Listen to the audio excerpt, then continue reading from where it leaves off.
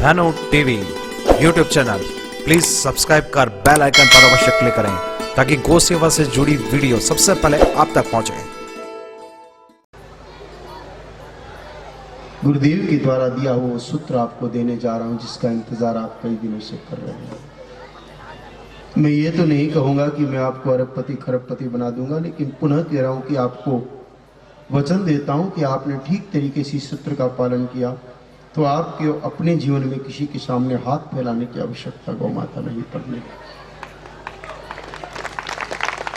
विशेष रूप से पुरुष सुने, माताएं सुने, लेकिन इस भाव के साथ कि आप अपने पुत्र पिता या पति को बताओगी, क्योंकि इसका पालन पुरुष ही कर सकते हैं। इसका मतलब ये नहीं कि माताएं कोई कमजोर है, लेकिन ये काम पुरुषों को ही सौंपा हुआ है। सूर्य उदय होने से पहले आप उठ जाएं, उठ करके स्नान कर लें। स्नान करके 3 लोटों को अच्छी तरह साफ करके उसमें जल भर लें।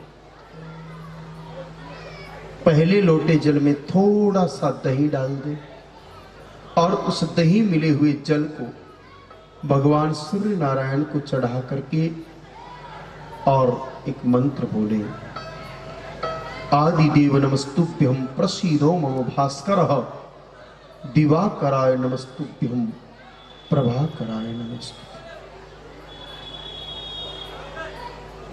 दूसरे लोटे जल में थोड़ा सा दूध मिला करके उस दूध मिले हुए जल को भगवान भोले बाबा जी की मूर्ति पर चढ़ा करके और भोले बाबा के कंठ में बैठे हुए नाग देवताओं को अपने अनुकूल होने की प्रार्थना कर।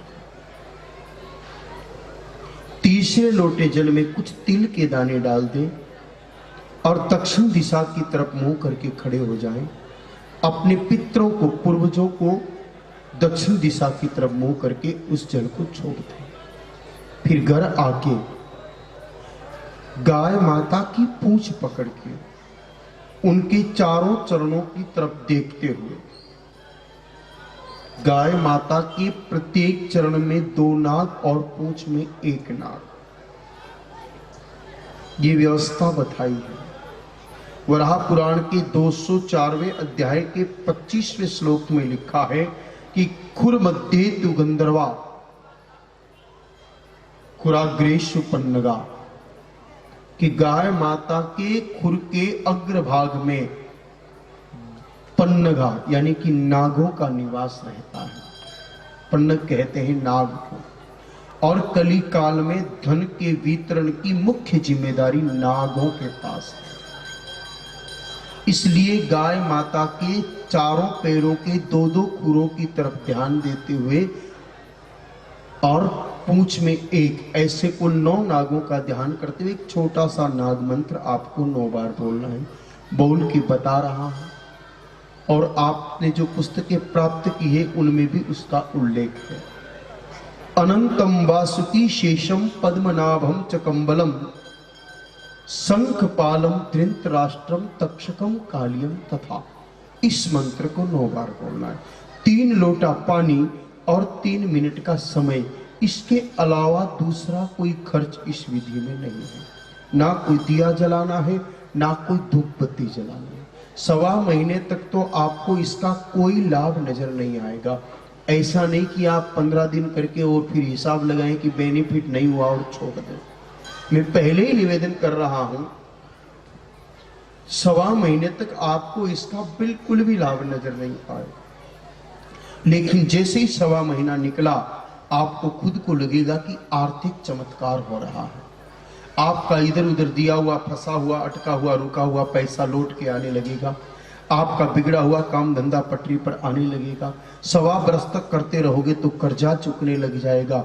और जीवन पर्यंत पालन किया मेरे भाई बहनों, तो जिंदगी में आपको किसी के सामने हाथ फैलाने की आवश्यकता भगवती गौ माता पड़ने देगी नहीं। कुली को भी करोड़पति बनाने की शक्ति इस सूत्र में है। लेकिन शर्त है, पहली शर्त, जिन गाय माता की पूंछ पकड़ के मंत्र बोल रहे हो वो गाय माता देसी होनी चाहिए और उनकी सेवा आपके द्वारा होनी चाहिए।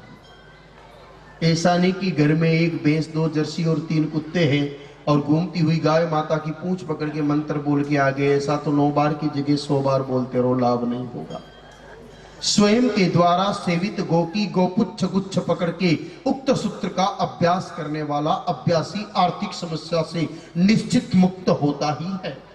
हाँ, उन लोगों के लिए जो मजबूरी में अभी गाय माता नहीं रख पा रहे हैं, उनके लिए एक व्यवस्था है कि जब तक वो स्वयं के घर में गाय माता नहीं लाए तब तक एक गाय माता के गोद चले जाएं।